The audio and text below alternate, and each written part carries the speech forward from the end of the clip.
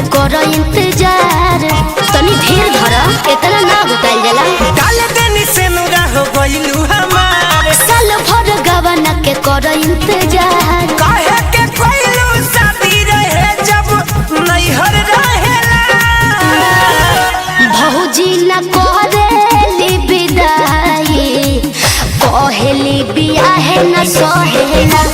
ए हो भौजी न करेली विदाई, कहेली बियाहे न सहेला।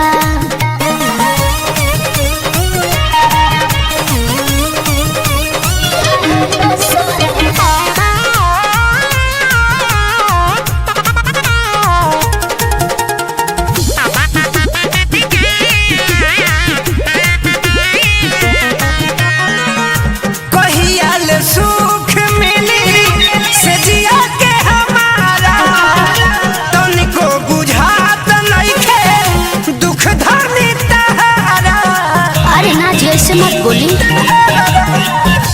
कहियाल सुख मिली से जिया के हमारा, तनिको बुझात नइखे दुख धनी तहारा।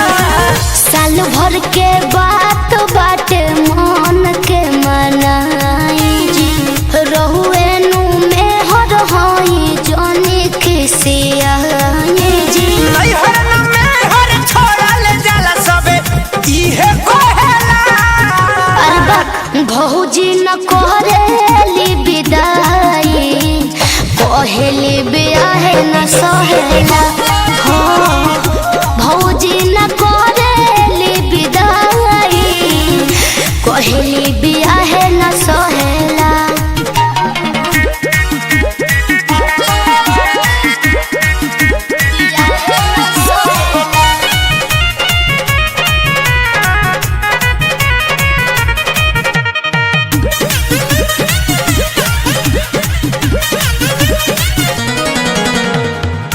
रीति रिवाज तू भूला जाए अपना गाँव के, नयका नियम लागल छोड़ भेद भाव के।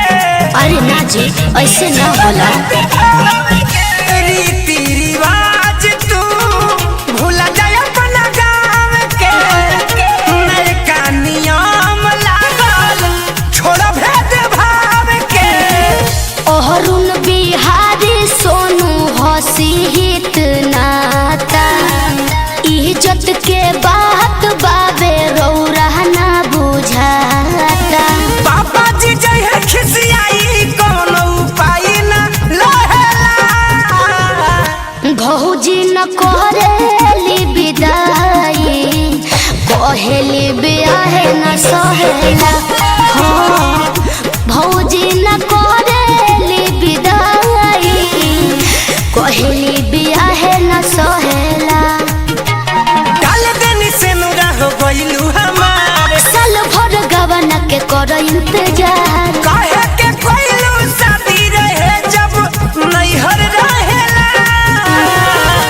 भौजी न करेली विदाई, कहेली बियाहे न सहेला। ए हो भौजी न करेली विदाई, कहेली बियाहे न सहेला।